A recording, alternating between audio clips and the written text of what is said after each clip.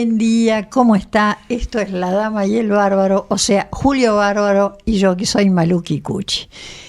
Si quiere comunicarse con Julio, conceptojulio@gmail.com, conmigo conceptosmalú@gmail.com. Eso me pasa por hablar demasiado y rápido y sin pensar lo que digo. Estamos en Radio Concepto 95.5 FM y creo que la zona norte es 103.7, no estoy segura, pruébelo. El programa se repite los martes de 23 a 24 y esta tarde, después de que tome el té, y gracias a Daniel Villarroel, lo va a encontrar al programa en YouTube. Simplemente pone YouTube La Dama y el Bárbaro y milagrosamente va a aparecer. Tenemos invitado que ya lo tuvimos este año presentando un libro. Ahora presenta otro libro que es anterior al que presentó primero, pero como ha pasado la semana pasada el Día de los Muertos por el terrorismo, esos muertos de los que nadie se acuerda. En algún momento, hará como unas 2-3 semanas, el secretario de Derechos Humanos, Claudio Abruj, fue a la Corte, estuvo con la Corte, los miembros de la Corte, con madres, con abuelas, con hijos, con todos los representantes de las víctimas del Estado. Me faltó una pata. Hay muertos que nunca están representados. Las víctimas del terrorismo como que no existen en la Argentina, y existieron. Por supuesto que son menos, nadie lo va a discutir. Por supuesto que tenían... primero, no hay ninguna razón para matar a nadie. De todos modos, el terrorismo empezó. Nadie, tampoco entiendo por qué. Teníamos los obreros mejor pagados de América Latina en ese momento, y un nivel de vida alto y bueno. O sea que todo es bastante incomprensible. Y los muertos, cuando hay chicos, hay una niña de 15 como Paula Lambruschini, la chiquita del Capitán Viola, la otra chiquita del Capitán Viola que ha vivido de operación en operación, chicos en la calle. Hay que acercarse a algo que se llama CELTIV, que es la defensa de esas víctimas que dan la sensación de que no existen. El libro que le voy a vender, y por favor cómprelo, se llama Los Otros Muertos, y está escrito por nuestro invitado, Carlos Manfroni, y por Victoria Villarroel. Victoria Villarroel es la presidente de CELTIV, ¿no? Y son las víctimas civiles del terrorismo guerrillero de los 70, editado por Sudamericana. Espero que lo vea. Le voy a recordar que cuando Carlos Manfroni vino, bastante a principios de año, a presentar su último libro, y ahora se lo muestro, que es Propaganda Due, tuvo un éxito absolutamente loco en YouTube. Los mails, los llamados a la radio, amén de que está muy bien escrito el libro, las cosas que dicen dan como escalofríos. Y ahora con la muerte de Carlos Bulgeroni, que uno se entera que el papá de Bulgeroni era Pedúe, ¿no? Porque el presidente o lo que fuera, no sé qué grado tiene la cabeza de la Pedúe ahora o lo que queda, mandó una carta muy conceptuosa con la muerte de Carlos Bulgeroni. Sí. Carlos Manfroni, ¿cómo estás? ¿Qué tal? Entérate de Bulgeroni. ¿Es cierto lo de Bulgeroni?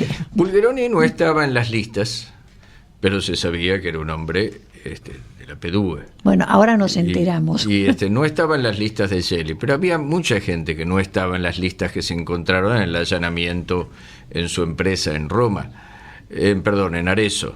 Se encontraron 900 y pico de nombres cuando él había confesado una vez que eran 2.400 miembros de la logia Propaganda Due.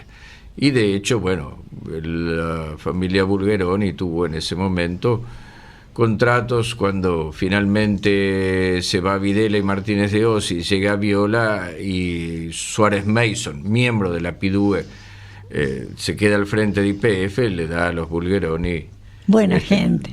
Varios contratos, ¿no es cierto? Es irónico, ¿eh? Sí. Sí, Suárez Por si Mason acaso. era socio en los negocios de Macera y en muchos negocios. Bueno, cuando muere Carlos Bulgeroni, que murió hace un mes, una cosa así, la cabeza actual del PDUE manda una carta así sumamente Sigue siendo una sentida. organización vigente. Sí, hoy en Italia se habla de P3, pero le siguen los miembros. Sí, por ejemplo, Silvio Berlusconi es uno.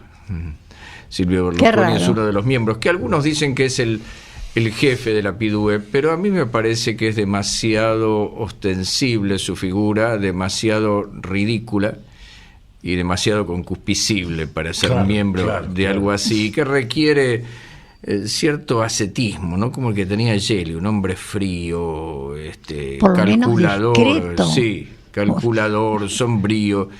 Silvio Berlusconi le gusta Primero la las mujeres, fiesta. primero la plata, segundo las mujeres, Sí. y tercero vivir bien. Demasiado expuesto. Sí. Creo que hay otros miembros menos visibles como Flavio Carboni, gente que viene ya de la época de la PDUE, que muy ligados al tráfico de narcóticos, que pueden cumplir mejor ese papel, ¿no? ¿Cómo que no se Porque puede en creer? definitiva el plan de propaganda DUE, que terminó cumpliéndose con los Kirchner, era convertir a la Argentina en un narcoestado, ¿no? Y a Italia también. Pero bueno, con los Kirchner lo consiguieron. ¿No ves? Si Santos hubiera aclarado, hablo de Juan Manuel Santos, qué iba a pasar con toda la cocaína, la coca los cultivos de coca en Colombia, cómo iban a reducir, a terminar con el narcotráfico de las FARC, quizá hubiera sido más fácil que le votaran el sí y no el no, porque esa parte de 1 kilo de coca dentro de Colombia, y si llegara, que no creo que llegue en este caso, a Gran Bretaña costaría $60.000. En El no Estados en Unidos Colombia, 25.000. el no en Colombia está ligado a las mismas razones por las que tuvimos que escribir este libro, Sí. y es a las víctimas del terrorismo que quedaron sin reparación moral, sin castigo los terroristas que las mataron. Y Colombia ha dicho: nosotros no vamos a hacer lo mismo que la Argentina, de dejar impunes y encima con cargos políticos a quienes han asolado a nuestra nación a lo largo de décadas. Y sueldo, un sueldo de $450. No nos va a pasar lo de la Argentina. Y votaron por el no. $450. O sea que me tocó hablar el Día de los Derechos Humanos en el local de la CGT. Y estaba Smith al lado mío, estaba Piumato, y estaba en el local de la CGT. Y en un momento marqué claramente, dije, aclaro que nuestra concepción de los derechos humanos tiene una variante importante, que es el compañero Rucci. Porque cuando yo digo Rucci, todo esto se divide de otra manera, se separa de otra forma. Exacto. Claro, la guerrilla se inicia o entra al peronismo asesinando a Aramburu y se va del peronismo asesinando a Rucci. Esas dos muertes son el jarón de entrada y de salida. Exacto. Ahora, cuando decís Rucci, se hace un silencio. Así que te aplaudieron todo, pero parece que a veces olvidamos y nos sumamos a la concepción de derechos humanos de, digamos, la izquierda. Si vos lo agarrás lo del PC, en la época de la dictadura era alcahuete, ¿no? Digamos, por lo menos los sobrevivientes. ¿Hubo algún caído? Lo hubo. Pero sí, los perejiles que fueron emboscados en el 78 porque pero daban Macera apoyo, los vendió. formalmente daba apoyo el Partido Comunista Argentino, ¿no? Lo cual no quita que la URSS nos apoyaba al gobierno porque le vendíamos por trigo. eso sí, la Unión Soviética apoyaba al gobierno militar Y Cuba nos defendía. y Cuba votaba en sí. ciertas cosas, pero bueno, por detrás a ver, sí tiene estas cosas, porque el único vínculo con la guerrilla no fue Cuba ni Rusia, aparte de que sí los hubo, por supuesto, esos vínculos, pero nadie, curiosamente, habla de Italia.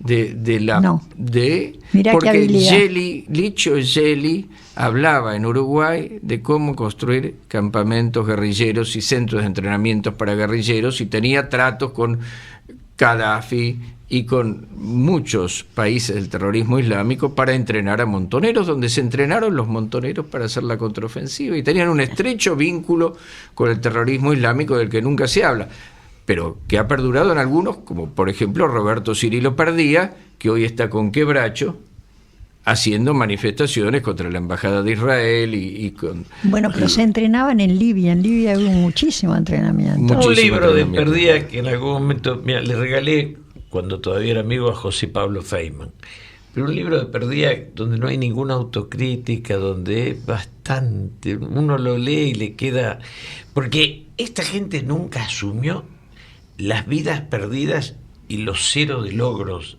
¿no? Digo, fueron vidas entregadas sin sentido. La contraofensiva no tiene justificación en la historia. No tiene justificación en términos racionales. Tiene justificación si uno la entiende en un pacto de la cúpula montonera con Macera. Es Para decir, entregar a los últimos. entregarlos y para desestabilizar varias cosas. Desestabilizar a Videla y a Martínez de Oz por dos motivos. Primero, para que Macera fuera presidente. Segundo, porque el plan económico de Martínez de Oz era antitético con los intereses económicos de Propaganda Due, porque tenían intereses en petróleo, en acero, en temas de armamento. Bueno, lo del armamento lo hicieron de todos modos, en temas de finanzas y en temas, bueno, de geopolítica mundial, Malvinas, por ejemplo.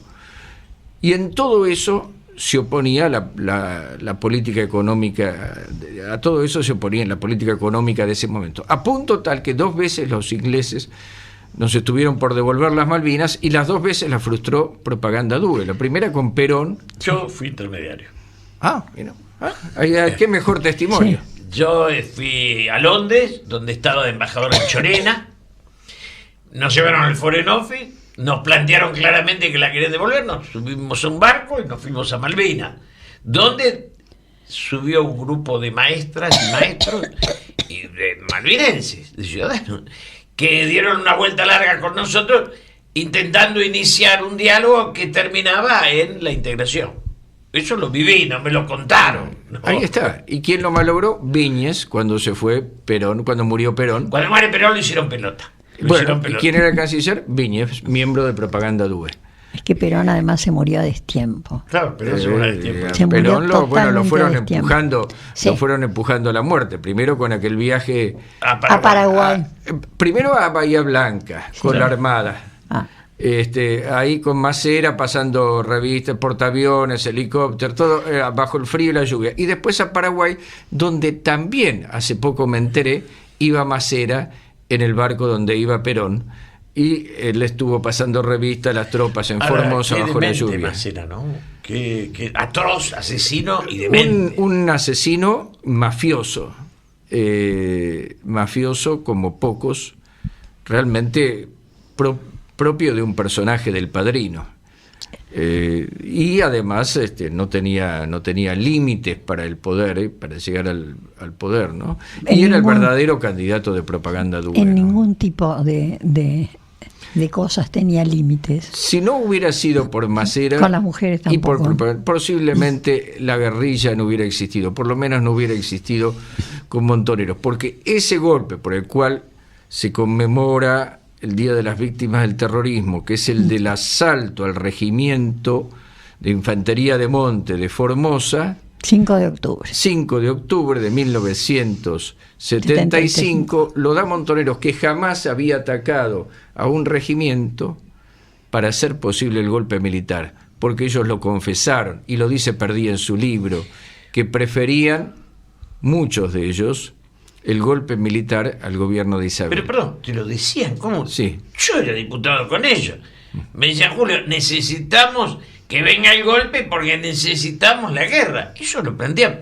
Estoy leyendo Los Doblados, no sé si lo viste, el libro. Es un libro que empieza con una historia de un militar a quien conocí. Pero, bueno, los doblados serían los quebrados, los que se convierten. Pero ahí desarrolla, no me acuerdo el nombre, es un nombre complicado, pero desarrolla la tesis de cómo la guerrilla va incitando al golpe y va permitiendo que el golpe sea posible.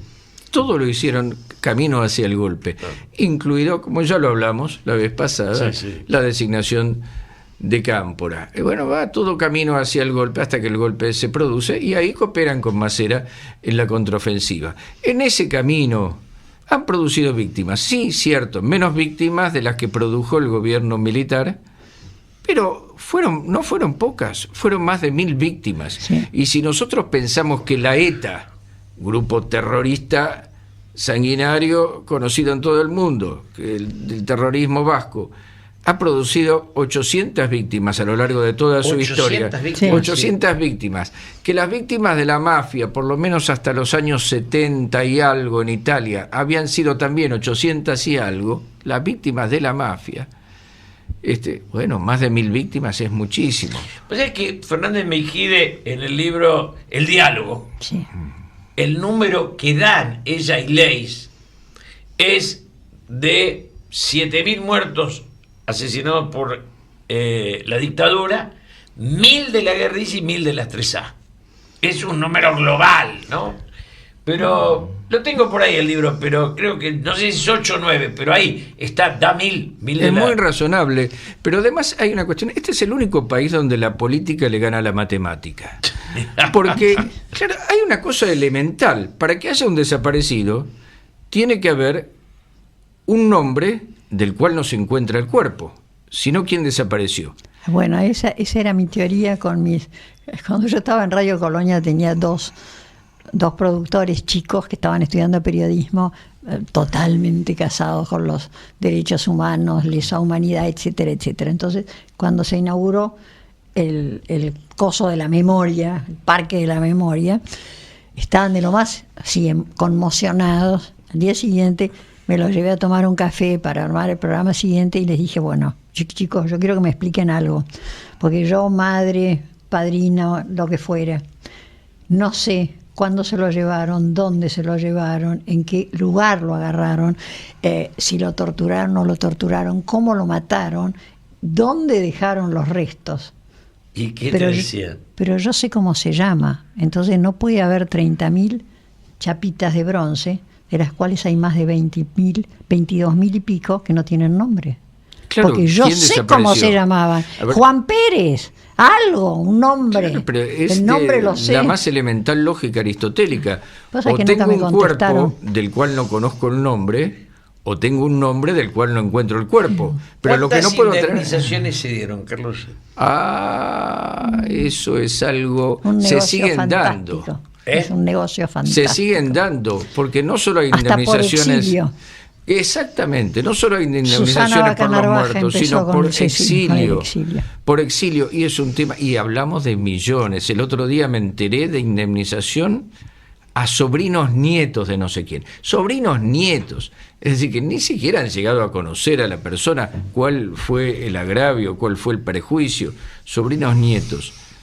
Esto realmente No, sí, Colombia ha votado por algo así, decir, nosotros no queremos que nos pase lo mismo de la Argentina, y hay una grabación que me acaban de pasar de una diputada colombiana que después se las voy a pasar, extraordinaria en su discurso, que explica por qué el no.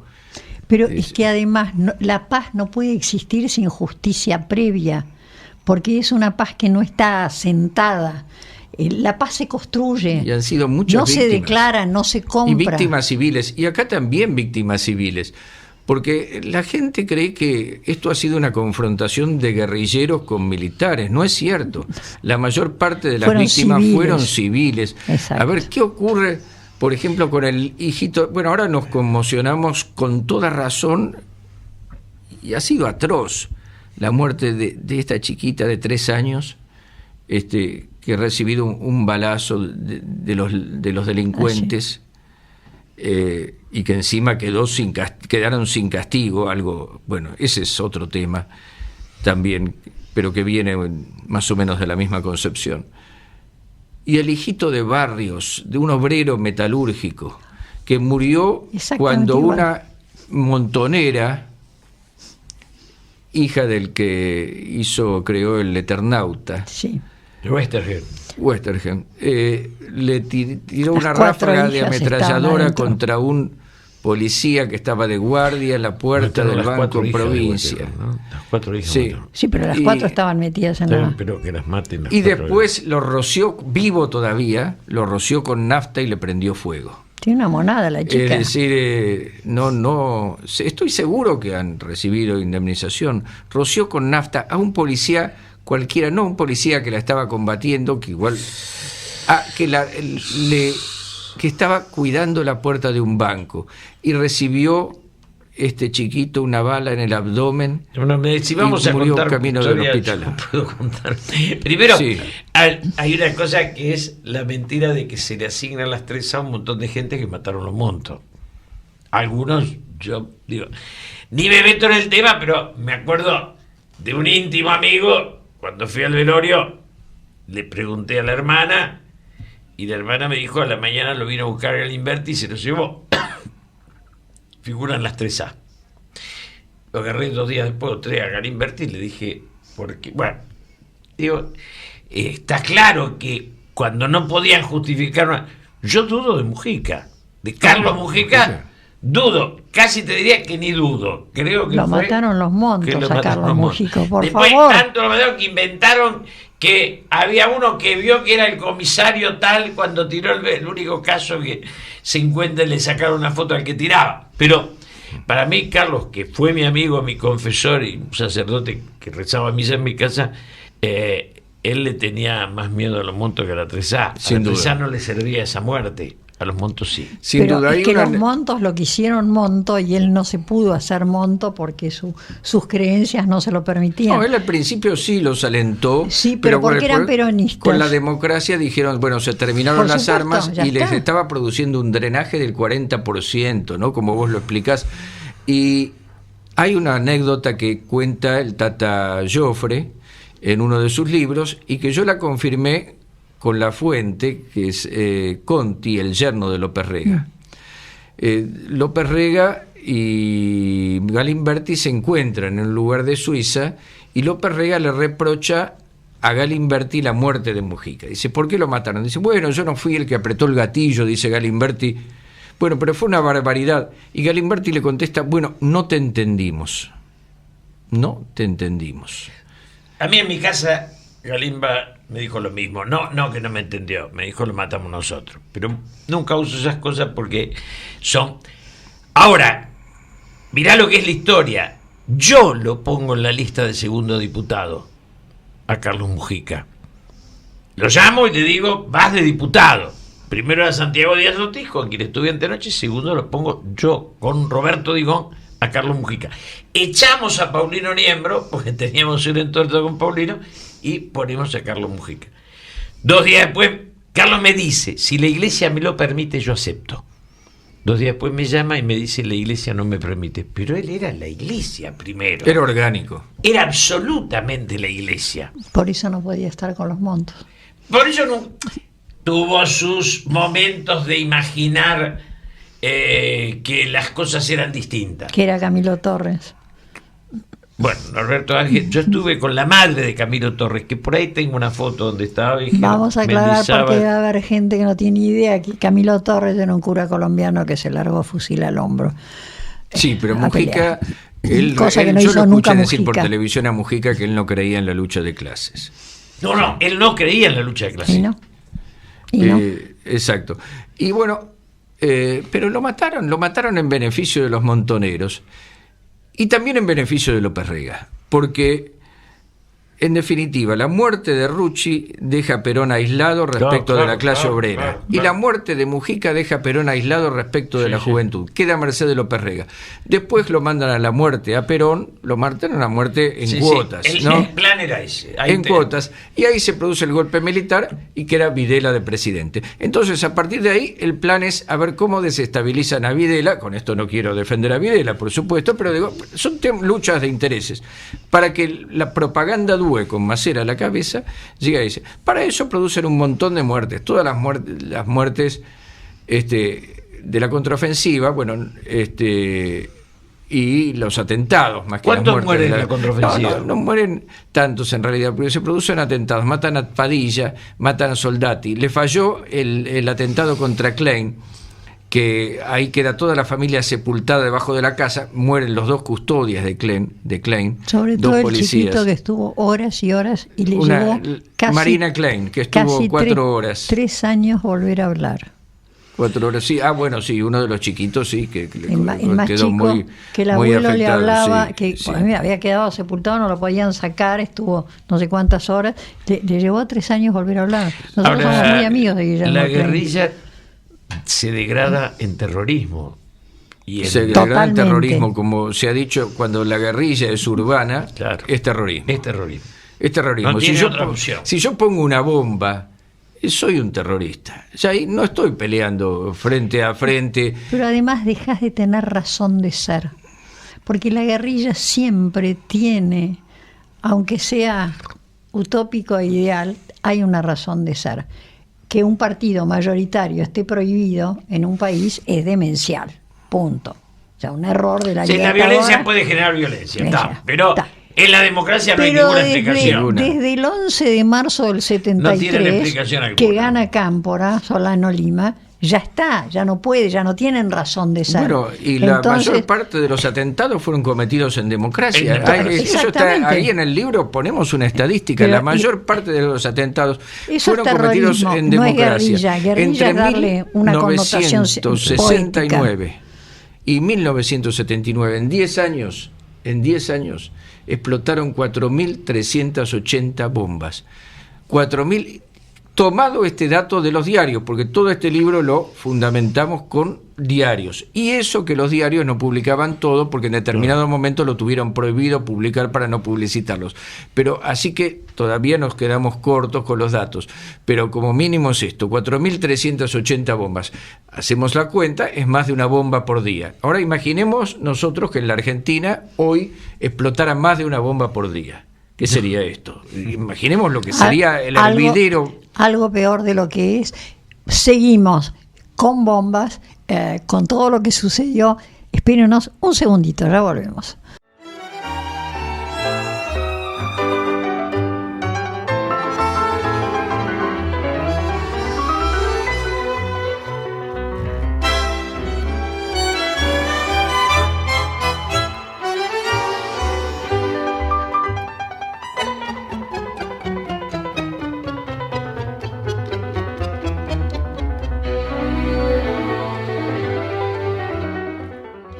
Vio que era cortito el tiempo suficiente para que se fuera Julio, que tenía un compromiso.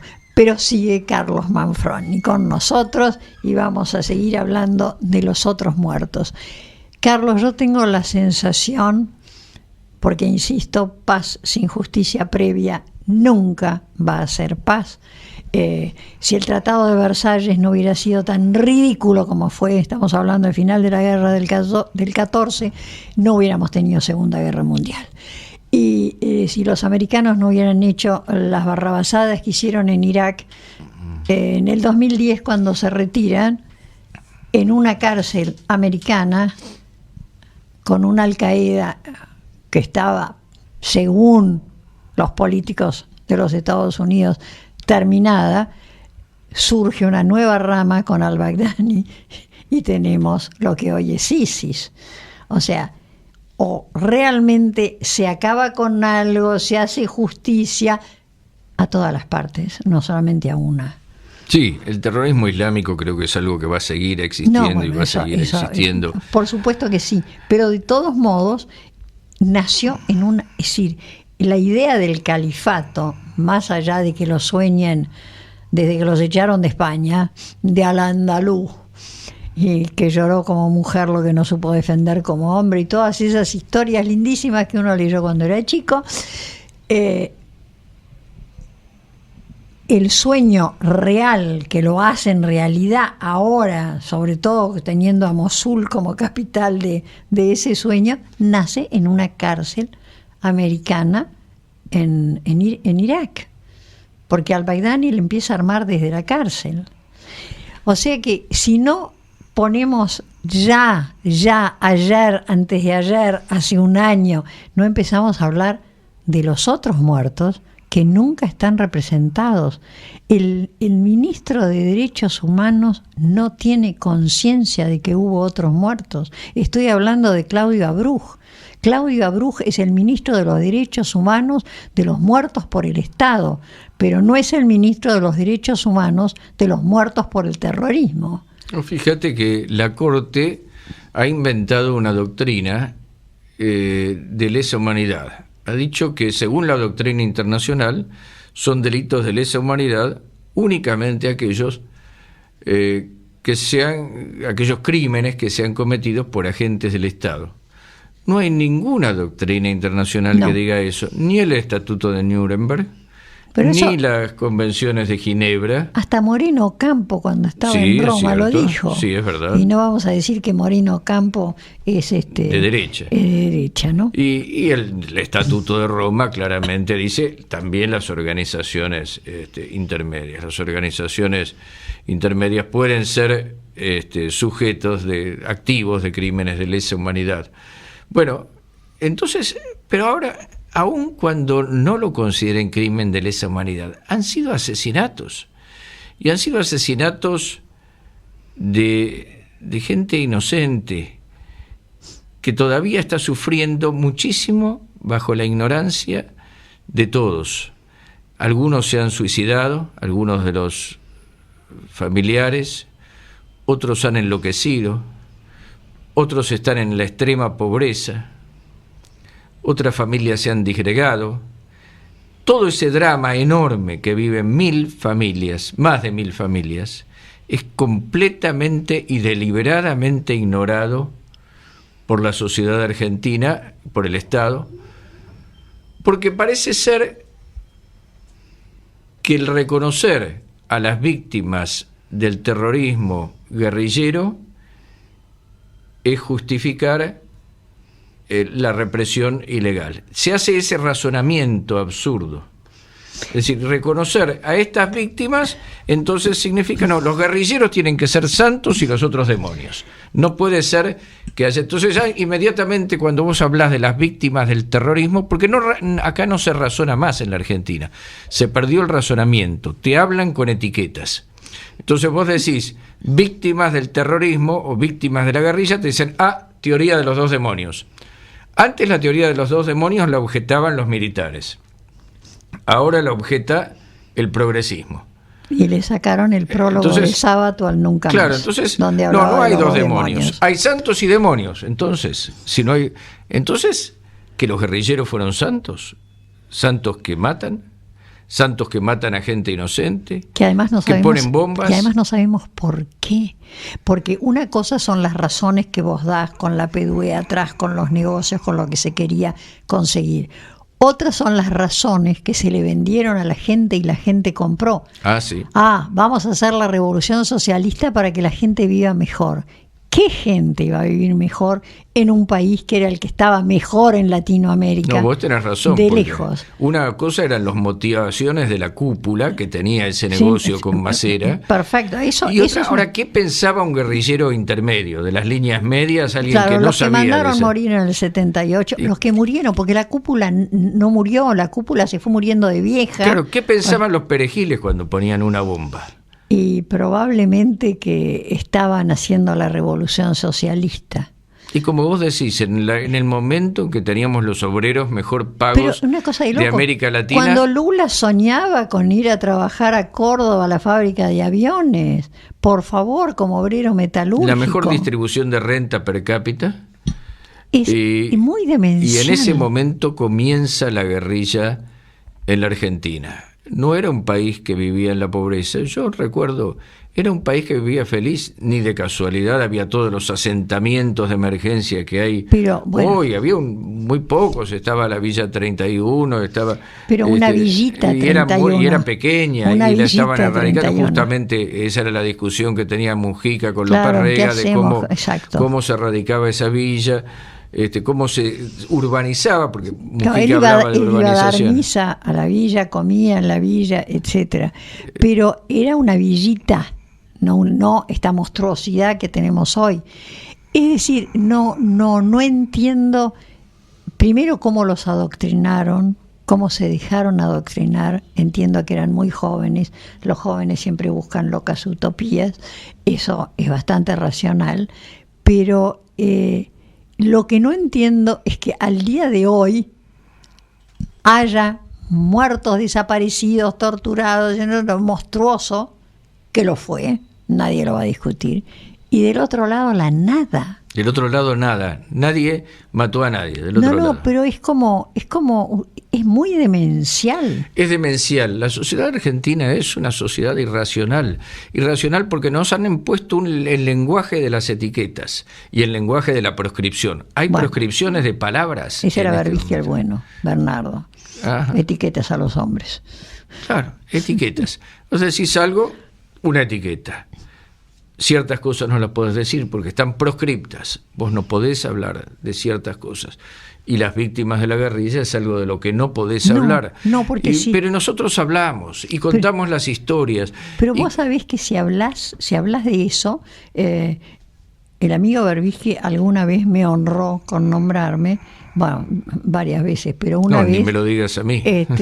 En doble página, yo no entré, no es que yo estaba toda la doble página, pero cuando me nombraba me ponía Malú Kikuchi, apologista del genocidio. Ah, bueno, les gustan esas etiquetas. Apologista del genocidio, cuando jamás he defendido a los desaparecidos. Es decir, creo de verdad que un terrorista bueno es una guerra, es un terrorista muerto, igual cadáver entregado. La gente no puede andar buscando qué pasó con la tribu más... qué sé yo, menos civilizada del planeta entierra a sus muertos, ¿no? No, el método de la desaparición fue una barbaridad. Espantoso. Una barbaridad, porque vos imaginate lo que significa para un padre no encontrar a su hijo 48 horas, imagínate lo que significa para un padre o una madre no encontrar a su hijo durante meses o años. Y además fue un método funcional a Masera, porque él necesitaba tener una gran masa de gente cautiva en la ESMA para poder negociar con algunos, matar a otros, torturar a otros y no darle cuentas a las otras fuerzas ni a nadie. Claro. Entonces así es como él armaba su gran aparato político. Él fue uno de los que más insistió, en eso, junto con Suárez Mason, etcétera, etcétera. Ahora, acá hubo cosas terribles. Una chiquita, Andrea, tenía 10 años, había ido a la casa de su abuela porque el padre iba a ver un partido de fútbol y ella quiso que la llevaran y bueno, no la llevó porque era un partido difícil en Rosario, era Unión de Santa Fe contra Rosario Central y ella se quedó jugando en la casa de la abuela. Cuando los padres pasaron a buscarla, ella se encaprichó un poco, estaba enojada porque no la habían llevado a la cancha, se encerró en el baño, demoró la partida de los padres que querían volver a la casa. Bueno, y cuando se fueron en un Renault 12, pasaron frente a un micro que llevaba a los policías que estuvieron custodiando el estadio y explotó ese micro. Mató a 11 policías y mató a los padres de Andrea. Ella iba en el auto, la explosión, como todos dicen, no se escucha tanto cuando uno está cerca, así que vio un polvo blanco que caía, el auto estaba detenido, tocó al papá, lo sacudió, tocó a la mamá, nada. Tenía un hilo de sangre porque estaba herida, se pasó al asiento de adelante, tocó al padre, a la madre, se subió encima de ellos, lo sacudió y nada, bajó del auto confundida. Un joven que estaba por ahí, que no sé si no sería un montonero, la acercó a la casa de una vecina, la vecina la lavó, la condujo hasta la casa de la abuela y lloraron hasta que la niña se durmió y al día siguiente, cuando se despertó, llamó mamá y apareció la abuela, y ahí se dio cuenta que había cambiado su vida para siempre. Y todavía hoy ella dice, si yo no me hubiera encaprichado, si no me hubiera encerrado en el baño, las culpas, hubiera cambiado la historia. Y yo digo, ¿dónde están los que querían cambiar la historia? Porque ellos eran los que querían cambiar la historia. Al poco tiempo reciben una carta por debajo de la puerta de un montonero diciendo que el que estaba encargado de desviar el tránsito para que no la explosión del micro donde tenían que matar a los policías no afectara a otros civiles, se había distraído, a modo de disculpa. Y terminaba la carta diciendo venceremos. Todavía un pedido de disculpas terminaba diciendo venceremos. Yo recibo mails todavía con venceremos, te aclaro. Mira, bueno, y ahí está esa chiquita que hoy es una mujer grande, le cambió la vida para siempre, como le cambió a más de 1000 personas civiles, gerentes de empresas, gerentes incluso que defendían a los trabajadores, pero por ser miembros de una empresa norteamericana. O italiana. O italiana, como Salustro. Mataban y mataban y mataban. A Soldati. Soldati, que le tiraron una bomba de fósforo, que los hijos no pudieron reconocer el cadáver salvo por el anillo. Lo mataron ahí en Cerrito y Juncal. Exactamente, un lugar poco concurrido.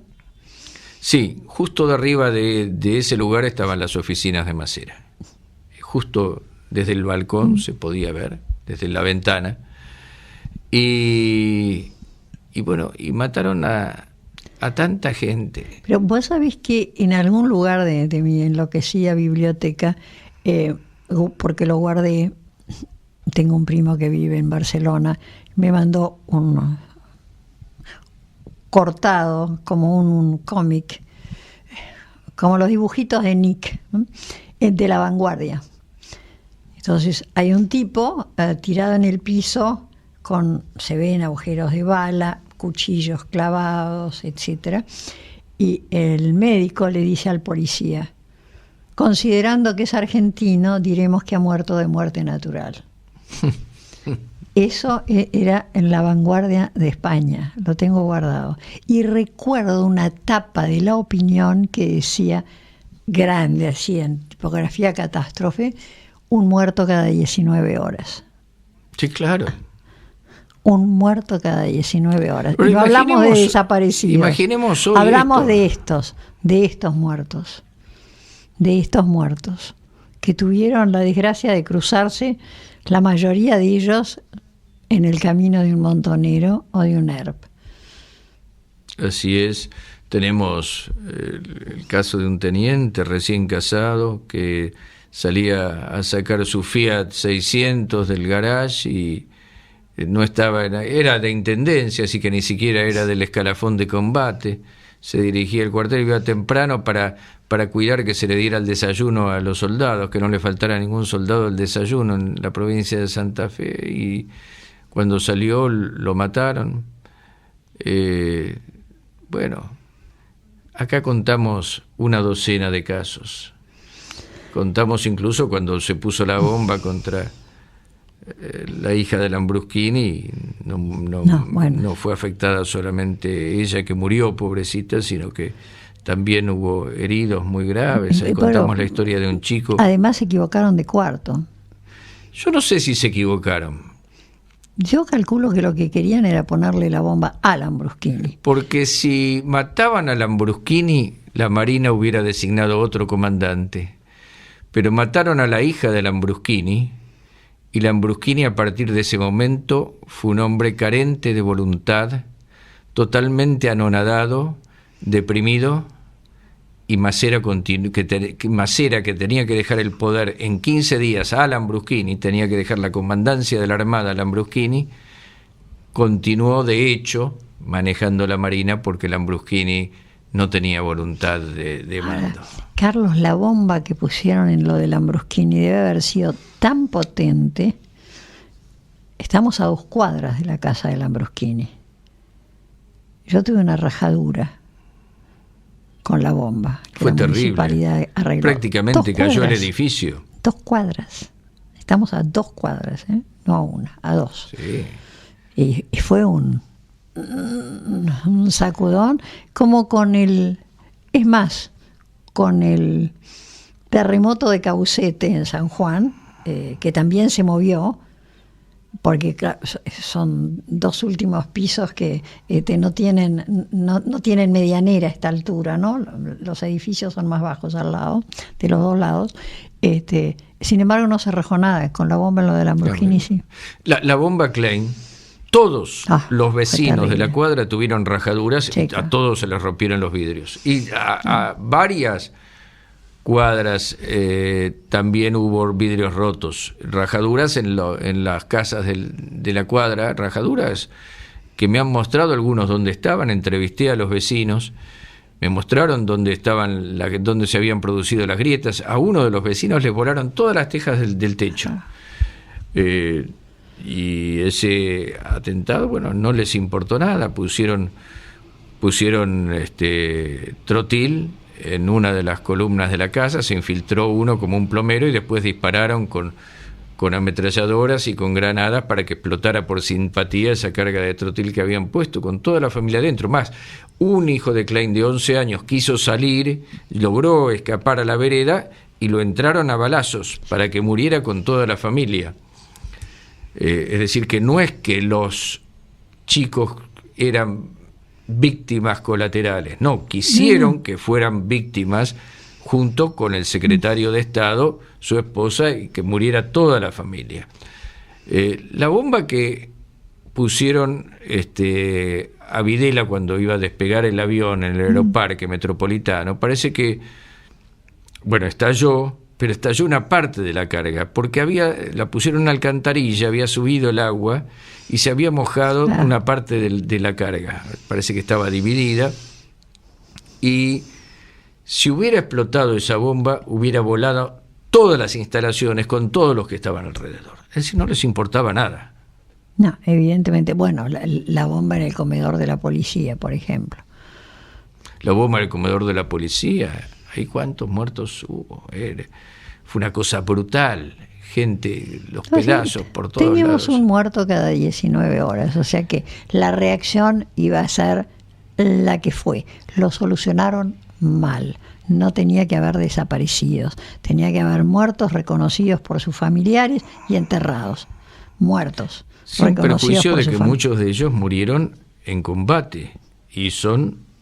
A ver, los que atacaron el cuartel de Formosa son indemnizados como víctimas. Sí. Estaban atacando una instalación del Estado en democracia. Sí. ¿Cuál es la condición de víctimas? Acá no se rinde nadie, carajo. Así lo dijo Armindo Luna, el soldado que estaba ahí de guardia en el cuartel de Formosa. Nunca se indemnizó a los padres de Luna. Nunca se indemnizó a las víctimas, que eran soldados, suboficiales, oficiales jóvenes que estaban haciendo guardia un domingo. Es vergonzoso. En democracia. A ver, ¿cuál es el motivo para atacar un cuartel en democracia? ¿Cuál es el mérito del que ataca un cuartel en democracia para que sea indemnizado? Pero sigo pensando que después de todo eso, del horror del terrorismo y de la muy mala solución de parte del Estado, tuvimos un gobierno democrático con muy mala economía, etcétera, etcétera, que fue el de Alfonsín, pero fue un gobierno democrático. Que después de los levantamientos tuvimos, bueno, obediencia debida, punto final. Nunca se habló de los otros muertos. Después de eso vino Menem, un tipo del cual se podrán decir muchísimas cosas. No creo que fuera simpatizante de Montoneros, por más que los hubiera usado, eso es otra cosa. Son dos cosas distintas. Yo uso clavo y martillo y no me simpatiza ninguna de las dos cosas, pero siempre me martillo un dedo. Sí. Y los otros muertos no existieron. Terminó con los levantamientos, etcétera. vino la amnistía para los dos lados. Pedida por Montoneros. Exacto. Porque hay una cosa que no se dice, que el indulto fue un requerimiento y un compromiso de Menem con los Montoneros, que pusieron dinero para eso en la campaña. Ahí fue donde yo la conocí, a Graciela Fernández Meijide, y tanto ella con razones, yo sin las mismas razones, estábamos las dos muy indignadas con el tema del indulto. Yo creo que el que hizo algo tiene que pagarlo, punto. Una cosa bastante simple y primitiva. 10 años de Menem, los otros muertos no existieron. Esa es la verdad. Después vino la alianza, que fue algo que nunca entendí que fue. Tampoco existieron, porque creo que ellos no se dieron cuenta que ellos existían, ¿no? Y después vino esa acumulación de presidentes todos rápidos, y vino Duhalde, tampoco existieron. No creo que tuviera simpatías por Montoneros. No creo. Ni por ERP, más bien me creería que tendría simpatías un hombre que juega a estar muy cerca de la iglesia, etcétera, etcétera. No pasó nada, los otros muertos no existieron. Y vino el kirchnerismo, y más bien que más soñaban con el 25 de mayo del 73. No, si él lo dijo, Néstor Kirchner, volvimos a la plaza, dijo. Sí. Volvimos a la plaza. Sí, cuando salió con la lastimadura se lanzó sobre un fotógrafo y se cortó. Y después vino Cristina, y ahora tenemos a Macri, y se va a tirar rosas blancas al río con Obama. Bueno, yo creo que en algún momento de este gobierno va a llegar la reivindicación de las víctimas del terrorismo. Con Abruj. Y espero, no sé con quién, pero en algún momento va a llegar. Bueno, con Abruj y espero que así sea. Espero que así sea, y tenemos que hacer fuerza para eso, para que se reivindique a estas familias, que no significa reivindicar lo que se hizo, el método de represión que se utilizó a partir del 76. La gente no desaparece, y los chicos no se regalan porque no son caramelos en un cumpleaños. Punto. Está mal. La represión estuvo mal hecha. No empezaron ellos. No se volvieron locos. Un día no hubo una nube de criminadol que se abrió sobre cuarteles y de golpe salieron enloquecidos a matar gente. No, empezó con el asesinato de Aramburu por parte de los que en ese momento todavía no eran montoneros y pasaron a ser montoneros desde ese momento, y que estaban anidados todos en el gobierno de Onganía, del cual hablaban maravillas, porque tengo las pruebas escritas de que hablaban maravillas, porque tengo la revista Extra que dirigía Miguel Bonazo, era el jefe de redacción, y hablaban ahí, ya parecía 678, era empalagosa la forma en que hablaban de Onganía. Todos estaban ahí en el Ministerio del Interior, Onganía, que tenía un intelecto brillante, que tenía una gramática perfecta, hasta la gramática le elogiaban a Onganía. Vos imaginate lo que podía ser la gramática de Onganía. No sé, porque le habrá leído algún libro alguna vez. Y las ideas que tenía, cómo él realmente, y ahí ya empezaron a formar. Lástima que la carroza, entrando a la rural en carroza. Sí, sí. Yo no vivía en la Argentina en tiempos de Onganía. Pero de ahí salieron todos, de ahí salió el núcleo, no todos, salió el núcleo del gobierno de Onganía. Qué increíble. Eran gente que había estado en Tacuara, hizo la conversión hacia la izquierda peronista. ¿Cómo hicieron ese clic? Bueno, todavía es un misterio. Por supuesto, yo tengo mis hipótesis. Pero eran gente de derecha, la mayoría católicos, salieron de colegios católicos, de universidades católicas. También salieron del Liceo Naval. Y también del Liceo Naval. Del centro católico que estaba en Rodríguez Peña, entre Santa Fe y Marcelo T. Había un lugar donde uno iba a comprar estampitas, medallitas. Estaba Champañat. Y después había mucha prédica jesuita, ¿no? Y algún sacerdote en el Buenos Aires. Sí, de El Salvador, también sí. hubo mucho del Salvador. El ERP era otra cosa. No, el ERP era bien el ERP era comunista, trotskista totalmente. y bueno, pero Y Montoneros te diría que es casi un surgimiento parroquial, ¿no? Porque sí, había mucho católico. Estaban los que querían vivir en comunidad, por ejemplo, Mendizábal, que era sumamente católico. Antes de ponerse a matar gente, se fue a vivir en comunidad al Alto Valle, me acuerdo cuando se casó. Tipo más carismático que conocido, entre paréntesis. Y que entraba y salía del país cuando quería, en tiempo Entraban de y proceso. salían cuando querían. No, lo de Mendizábal doy fe, entraba y salía cuando quería.